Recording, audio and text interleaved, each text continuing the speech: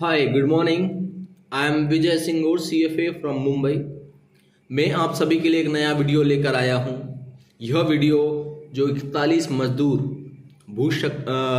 भूस्खलन के कारण टनल मतलब भूस्खलन के कारण टनल में फंस चुके हैं।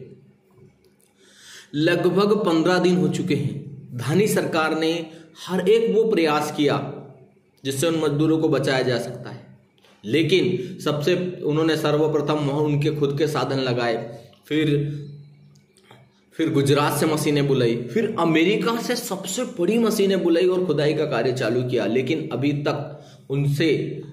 अभी तक उनको सुरक्षित नहीं बचा पाए हैं। बहुत प्रयास किए, उनसे कांटेक्ट हो गया है। बहुत सारे इंजीनियर, बहुत सारे साइंटिस्ट, बहुत सारे लोग वहां पे लगे हुए हैं, लेकिन फिलहाल अभी सफलता दूर है। जब अमेरिका की मशीन बुलाई गई थी और सबसे बड़ी मशीन बुलाई गई थी खुदाई करने वाली, सबको लग रहा था कि अब तो बिल्कुल ये मशीन बहुत जल्दी निकाल देगी। मशीन ने उसी गति से कार्य करना चालू किया जो उम्मीद थी, लेकिन कुछ सरिये आने के कारण जो मशीन की ब्लेड्स होती हैं वो खराब हो गई, तो मशीन ने कार्य करना बंद कर दिया। और ऐसी आशा जताई कि यह मशीन कार्य नहीं कर पाएगी, क्योंकि मशीन कार्य नहीं कर पा रही है क्योंकि सरिये उसके बीच में अड़चन आ रहे हैं। सारे प्रयास करने के बाद अब आर्मी को लगाया गया है, इंडियन आर्मी को, जो मैनुअली खुदाई करेंगे। मैनुअली मीन्स जो उनके पास मशीनें हैं उसके थ्रू धीरे से तरीके से खुदाई करेंगे और उन्हें वापस निकालने का प्रयास करेंगे। एक बात है दोस्तों, दुनिया की सारी ताकतें लग गई। कुछ लोगों ने यह भी कहा कि हम तो चांद पे पहुंच गए, लेकिन उन 41 मजदूरों को नहीं बचा पाए।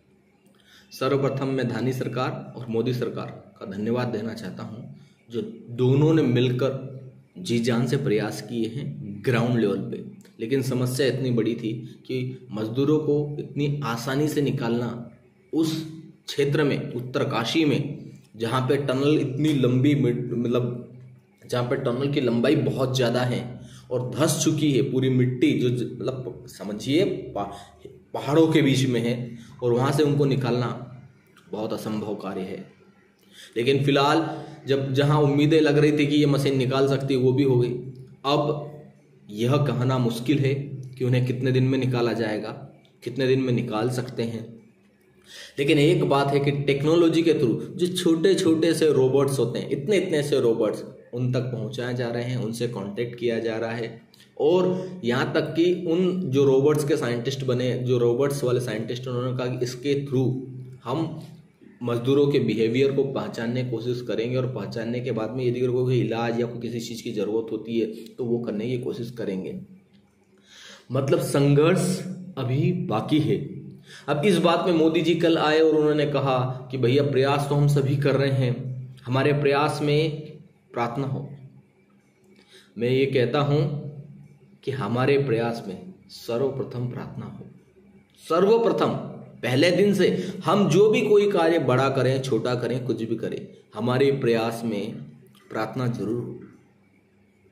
तो मैं उन सब 41 मजदूर फंसे, उन सभी के लिए अपने आराध्य से प्रार्थना करता हूं कि भगवान उन्हें जल्द से जल्द सुरक्षित लौटाएं। उनके सभी घर वालों की और उनकी जो हालत है, वो तो उनकी हिम्मत की दाद देना होगी कि उनसे तो 10 दिन के बाद में कांटेक्ट हो पाया, मतलब 10 दिन जमीन के अंदर ही रहे वो लोग।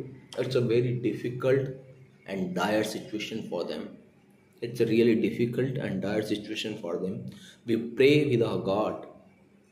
Please keep them safe and keep them out safely.